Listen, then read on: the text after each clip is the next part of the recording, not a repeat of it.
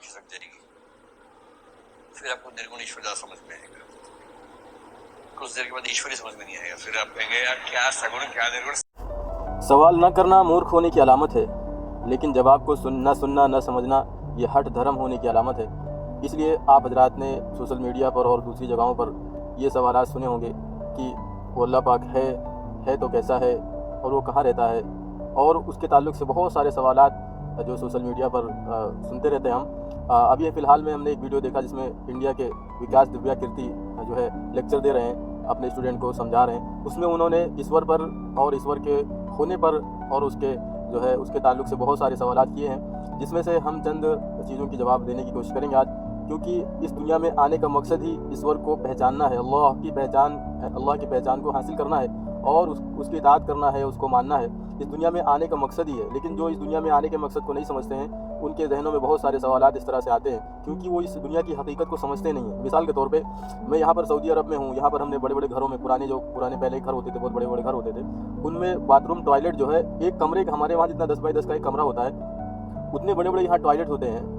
तो उस टॉयलेट में वॉशिंग मशीन होती है, नहाने का पूरा वो एक चीज़ बना के रखते हैं जो तकरीबन 5 बाई 3 फीट का होता है, वो लंबा चौड़ा उसके अंदर फिट करके रखते हैं। उसमें जो है टॉयलेट सीट जो वो लगा के रखते हैं। अब कोई इंसान उसमें दाखिल हो, हमारे वहाँ का, हमारे इंडिया के रहने वाला कोई इंसान, जिसके उमूमन जहन में ये होता है कि टॉयलेट बहुत छोटा सा होता है, बैठने की जगह होती है मुश्किल से, तो वो यहाँ पर उस टॉयलेट में दाखिल हो और वो कहने लगे कि ये कैसे मूर्ख लोग हैं, इन्होंने अपने कमरे में जो है टॉयलेट लगा रखी है, टॉयलेट का सीट लगा रखा है, कमरे में लगा रखा है। उसको पता ही नहीं बेचारे को कि ये टॉयलेट ही है, ये कमरा नहीं है। तो इस तरह इस दुनिया को जो नहीं समझता है, तो वो इस दुनिया को रहने की जगह समझता है, फिर वो बहुत सारी चीज़ों पर एतराज़ करता है। और चूँकि इस दुनिया में आने का मकसद इम्तिहान है और अल्लाह की पहचान है, तो इन दोनों चीज़ों को ना समझने की वजह से उसकी ज़िंदगी का रुख गलत होता है, फिर वो बहुत सारी चीज़ों पर सवालात करते हैं। तो आइए हम जो पहला सवाल सुनते हैं, इसका जवाब देने की कोशिश करते हैं। और उनका जो पहला सवाल है कि जो है हमारी बातों को सुनकर आप जो है आपके अंदर से ईश्वर का विश्वास ही, अल्लाह का यकीन ही ख़त्म हो जाएगा, गोया कि आप नास्तिक बन जाएंगे। तो उनकी ये छोटी सी बात सुनते हैं, फिर जो हवा खिसक जाएगी, फिर आपको निर्गुण ईश्वरदास समझ में आएगा। कुछ देर के बाद ईश्वरी समझ में नहीं आएगा, फिर आप कहेंगे यार क्या सगुण क्या निर्गुण। आपने सवाल सुना और उनके कहने का, उनकी बातों का ये किए जो वो मकसद निकाल रहे हैं, वो मतलब निकाल रहे हैं कि वो ईश्वर जो है, वो जो बहुत सारे दुनिया में जो अपराध होते हैं उसको वो रोकता क्यों नहीं है। इस बात का हम जवाब बाद में देंगे। पहली इस बात को हम जो है उन्होंने जो कहा है कि आपके अंदर से ईश्वर का यकीन ही ख़त्म हो जाएगा, तो वो इस पर वो उन्होंने कोई दलील तो नहीं दी कि उससे उसको बात को सुनकर जो है हमारा यकीन ख़त्म हो जाए। किसी का कुछ ना करना उसके ना होने की दलील तो नहीं होती। मिसाल के तौर पे एक बाजार में एक शख्स को कोई मार रहा है या कोई उसको जो सता रहा है और वहाँ बहुत सारे लोग मौजूद है जिसको नहीं रोक पा रहे, किसी वजह से नहीं रोक रहे हैं, तो क्या वहाँ लोगों के ना होने पर ये दलील कायम हो जाती है कि लोगों ने रोका नहीं, गोया कि वो लोग ही वहाँ मौजूद नहीं रोकने की कोई वजह हो सकती है। जैसे जिस तरह ईश्वर जो है दुनिया में बहुत सारी चीज़ों को, बहुत सारे अपराध को होने देता है, इसकी कोई वजह होती है और उस वजह से वो नहीं रोकता है, वो होने देता है। तो इसका मतलब ये नहीं है कि वो उसका वजूद ही नहीं है। उसके अल्लाह के ईश्वर के होने पर तो लाखों करोड़ों दलाइल मौजूद है। ये दुनिया, ये सारी कायनात अपने आप तो नहीं बन सकती। सारी दुनिया के नास्तिकों से और मुल्हिदों को जमा करके जो एक सवाल किया जाए कि क्या एक सुई बगैर बनाए बन सकती है, या उनके सामने ये दावा किया जाए क्या एक पानी पीने का गिलास अपने आप बन गया, तो वो सारे नास्तिक कहेंगे नहीं, ऐसा नहीं हो सकता कि ये पानी पीने का गिलास अपने आप नहीं बन सकता। वो सारे नास्तिक आपको मूर्ख कहेंगे कि एक छोटी चीज़ के कारीगर का आप इनकार करें, छोटी चीज़ भी बगैर कारीगर की नहीं बन सकती। तो इतना बड़ा सूरज बगैर कारीगर कैसे बन सकता है जो दुनिया से 10 लाख गुना बड़ा है? ये चांद अपने आप कैसे बन सकता है? ये सूरज, ये चांद, सितारे, ये ज़मीन, आसमान, ये दुनिया खुद स्पेस में हवा में रुकी है, गोल है और ऐसे घूमती है। 1600 किलोमीटर की स्पीड से दुनिया घूमती है। तो क्या ये दुनिया अपने आप घूम सकती है? ये क्या इतने सारे इंसान जो है और जानवर, ये सारी कायनात की सारी मखलूक क्या अपने आप बन सकती है? हर एक इंसान की उंगलियों के निशानात अलग हैं, हर सबके चेहरे अलग हैं, सबके जो है चेहरे की जो शक्लें अलग हैं। तो क्या ये अपने आप मुमकिन है? अल्लाह कुरान में फरमाते हैं सुब्हानल्लज़ी खलक़ल अज़वाज कुल्लहा, ये पाक है वो ज़ात जिसने हर चीज़ के जोड़े बना दिए। तो क्या जोड़े अपने आप बन सकते हैं? क्या इसका कोई बनाने वाला नहीं है? क्या हम इस दुनिया में क्यों आते? किसने भेज दिया मुझे? हम यहाँ से कहाँ जाते हैं? कौन मौत देता है? कौन जिंदगी देता है? कौन मेरे जिस्म को बड़ा करता है? किसने एक पानी से इंसान बना दिया? माँ के पेट में हड्डियाँ किस मेटेरियल से बनी? ये सारा सिस्टम इंसान जो है, इंसान खुद सबसे बड़ी दलील है ईश्वर के होने पर कि उसकी अंदर का सिस्टम देखिए, उसके हाथ पैर के जोड़ देखिए, इसके अंदर इतना नसों का कितना सिस्टम है, इसके दिमाग का क्या सिस्टम है। यहाँ तक हमने सुना है कि जो है एक इंसान के जिस्म में इतनी नसें होती हैं कि दुनिया को एक बार लपेट दिया जाएगा।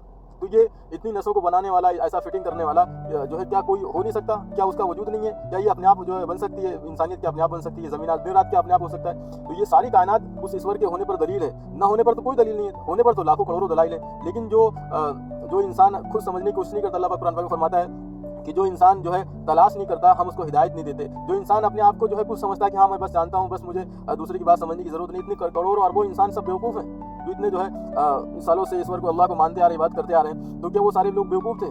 हम नहीं समझने की कोशिश करते हैं, तो इसलिए हमें समझ में नहीं आता। लेकिन इसकी एक वजह है कि जो है जितने भी लोग नास्तिक दुनिया में बन रहे हैं या जो है बने हैं, उनकी वजह क्या है कि उन्होंने ऐसे लोगों को, ऐसे धार्मिक लोगों को देखा है जिनके पास जो ईश्वर की पहचान नहीं थी। सिर्फ उन्होंने जो है किताबों को पढ़ रखा था, ईश्वर का मार्फत, अल्लाह का मार्फत उनके पास नहीं था, फिर वो ईश्वर की पहचान दूसरों को करा नहीं सकते। लेकिन जिन्होंने ईश्वर को पहचाना था, अल्लाह को पहचाना था, मार्फत हासिल की थी, पहचान हासिल की थी, तो उसने लाखों करोड़ों लोगों को ईश्वर के मानने पर इबादत पर लगा दिया।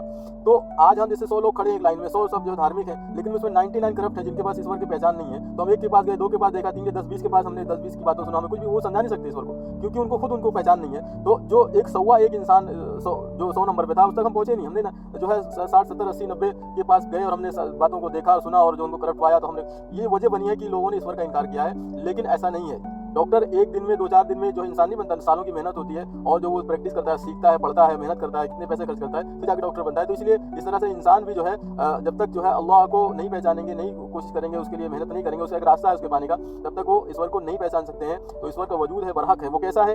वो नूर है, वो ताकत है, वो इल्म है, वो सिफात है। वो नूर है, वो नूर की तरह, उसका जिस्म नहीं है, वजूद है। नूर का वजूद होता है, जिस्म नहीं होता। कोई उसकी शकल, हाथ पैर की शकल नहीं होती। लेकिन नूर आप देखेंगे, प्रकाश आपके कमरे में, तो उस पर रोशनी के अंदर सारी चीज़ें रखी हुई हैं, खुद आप भी उसके अंदर बैठे हुए हैं, तो सारी चीज़ें उस नूर के अंदर है। इतना सारी कायनात अल्लाह के नूर से बनी है, ज़मीन आसमान और सारी चीज़ें अल्लाह के नूर से बने हैं। अल्लाह पाक कुरान पाक में फरमा रहे हैं, सूरह नूर आयत नंबर 35 में, अल्लाहु नूरु समावाति वल अर्ज़, ज़मीन आसमान सारी की चीज़ें जो है, सारी चीज़ें मेरी नूर से बनी है। ये ज़मीन, ये आसमान, ये चांद, सितारे, आसमान के ऊपर जन्नत, ज़मीन के नीचे जहन्नम, ये सारी चीज़ें अल्लाह की ज़ात से बनी, अल्लाह के नूर से बनी है। हर चीज़ का जो मटेरियल है वो अल्लाह का नूर है। अल्लाह के नूर से मटेरियल बनते हैं, अल्लाह के नूर से पहाड़ पत्थर बने, अल्लाह के नूर से सूरज बना, ज़मीन आसमान बना, हमारे जिस्म में हड्डियाँ बनी। एक अंडा आप देखिए, अंडे के अंदर बाहर से कोई चीज़ नहीं जाती है, उसके अंदर खून, कलर और गोश्त और नर मादा और दिल और फेफड़े और दिमाग, और उसके अंदर कितनी सारी चीज़ें बन जाती है। उस अंडे के अंदर बाहर से कोई चीज़ नहीं आई, कलर कैसे बन गया उसके अंदर, खून कैसे बन गया, हड्डी किस मटेरियल से बनी? तो क्योंकि अल्लाह जो अंडा जो है अल्लाह की ज़ात से बना था, अल्लाह पाक बदल कर उसको कुछ बना देते हैं कहीं पर। इसलिए आप देखेंगे परिंदों के अंदर कितने खूबसूरत कलर होते हैं, कितनी खूबसूरत डिजाइनिंग होती है। तो मेरे दोस्तों, इन सबका बनाने वाला कोई है, वो अल्लाह है। इसको जो है पहचानना पड़ेगा, समझना पड़ेगा, मेहनत करना पड़ेगा। घर बैठे कोई चीज़ हासिल नहीं होती। इसलिए जितने भी जो है अपने आप को ब्रॉड माइंडेड समझते हैं कि बस हमने जो है एतराज़ कर लिया, हमारे जहन में ये समझ में नहीं आ रहा, गोया कि उसका जो है वजूद नहीं है, जो है बस उसका इनकार कर देते हैं। आपने समझने के लिए मेहनत कब की? और सही मेहनत करना पड़ेगा, सही रास्ते में जाना पड़ेगा, अल्लाह के रास्ते में निकलना पड़ेगा। साल 6 महीने लगाने पड़ेंगे, जब जाकर ईश्वर की पहचान होगी। ऐसे नहीं हो जाती, कोई चीज़ फ्री में नहीं हासिल होती। एक छोटी सी चॉकलेट भी फ्री में हासिल नहीं होती। तो आप जो है ईश्वर को पहचान जाएं, इस कायनात को पहचान जाएं। क्या ये दुनिया अपने आप बन गई? क्या यहाँ पर लोग कहते हैं कि भाई हमको मरने के बाद की ज़िंदगी समझ में नहीं आती। तो क्या दुनिया की ज़िंदगी यहाँ पैदा होने से पहले समझ में आ रही थी? नहीं आ रही थी ना। तो हम आ गए ना, मेरे समझ के ऊपर तो दखल नहीं कि मेरे समझ में नहीं आ रही, तो हम वहाँ गोया दुनिया में जाएंगे नहीं। हमारे समझ में नहीं था, दुनिया में आ गए। अब यहाँ दुनिया से दूसरी दुनिया में अल्लाह पाक भेजेंगे। ये रूह जो असली चीज़ रूह है। रूह को वहाँ पर दूसरा जिस्म है, आलम बरज़ख में, वहाँ पर यहाँ से फरिश्ते रूह निकालते हैं। वहाँ की जो है वहाँ वाले जिस्म में जो कब्रें हैं, वहाँ पर दूसरी दुनिया में कब्र है। ये कब्र असली नहीं है, ये कब्र तो असली है, लेकिन इसका मकसद दूसरा है इस कब्र का। लेकिन जो यहाँ से जितने भी मर्द औरत, जितने भी लोगों की मौत होती है, जिस भी वजह से मौत हो, रूह जो है फरिश्ते रूह निकाल कर लेके जाते हैं और दूसरी दुनिया के दूसरे जिस्म में, वहाँ पर कब्र है, बड़े बड़े कब्र हैं, अंडे के मानी बड़े बड़े अंडे हैं, उसके अंदर अल्लाह ने जिस्म बनाया हुआ है। जिस तरह आदम अलैहिस्सलाम के अल्लाह पाक ने बगैर माँ बाप के जिस्म बनाया, उस तरह वहाँ पर जो है अंडों के अंदर इंसानों के जिस्म बनाए। जिस तरह अल्लाह पाक अंडे के अंदर परिंदों को बना देते हैं मुर्गी से बाहर, उसी तरह से अल्लाह पाक ने वहाँ दूसरी दुनिया में हमारे जिस्मों को बनाया हुआ है। यहाँ से फरिश्ते रूह निकालते हैं, वहाँ के जिस्मों में डालते हैं। फिर हम जो इस तरह से यहाँ पर जिस तरह से हैं, वहाँ पर इस तरह से बैठ जाएंगे, उठ के फिर वहाँ सवाल जवाब होंगे। तो मेरे बाद दोस्तों, इस पर हम इंशाल्लाह मरने के बाद की ज़िंदगी पर स्पेशल वीडियो बनाएंगे। तो जो आप जरा जो हमें कमेंट करें, लाइक करें और शेयर करें। और जो है हमारा जो मकसद है दुनिया में आना, ईश्वर को पहचानना है, अगर हम उस मकसद को हम हासिल नहीं कर पाएंगे तो हम नाकाम हो जाएंगे। तो उनकी दूसरी बात को हम सुनते हैं, उसके बाद की उनकी बातों की जवाब देने की कोशिश करते हैं। जिसकी मर्जी के बिना पत्ता भी नहीं हिल सकता, उसकी मर्जी के बिना बस तो नहीं चल सकती है। अब पत्ते की बात करें तो बस की बात कर रहे हैं। आपने ये बात सुनी, उन्होंने कहा कि एक पत्ता भी उसकी मर्जी के बगैर नहीं गिर सकता। तो इतनी बड़ी बस, इतना बड़ा कांड कैसे हो सकता है? ये बात, इस बात को समझना है कि उसकी मर्जी के बगैर कोई भी एक जर्रा भी हरकत नहीं कर सकता। मर्जी और चाहत में फ़र्क होती है। मर्जी का क्या माने? देखो, एक मर्जी का मकसद होता है, जिस तरह एक एग्ज़ाम हॉल में बच्चे पेपर देते हैं और बैठकर पेपर लिखते हैं, और पेपर कराने वाला जो भी वहाँ मौजूद होता है, अगर वो देख ले बच्चों को कि बच्चे गलत लिख रहे हैं, कोई बच्चा उसमें से गलत लिख रहा है, तो वो बच्चे को रोकेगा नहीं। रोक सकता है, लेकिन ना रोकना उसकी मर्जी है। उसकी वजह क्या है? उसकी वजह इम्तिहान है। अगर वो वहाँ पर बच्चे को पेपर लिखते हुए उसको वहाँ रोकने और टोकने लगे, तो इम्तिहान का मतलब ही तो ख़त्म हो जाएगा। इस तरह इस दुनिया में आने का मकसद इम्तिहान है। अगर यहाँ पर जो है लोगों को अल्लाह पाक ने गाइड किया है कि देखो ये अच्छे रास्ते हैं, ये बुरे रास्ते हैं, अच्छाई पर चलोगे तो जन्नत मिलेगी, बुराई पर चलोगे तो जहन्नम मिलेगी, और उसने अमल की नीयत का इख्तियार दे दिया है।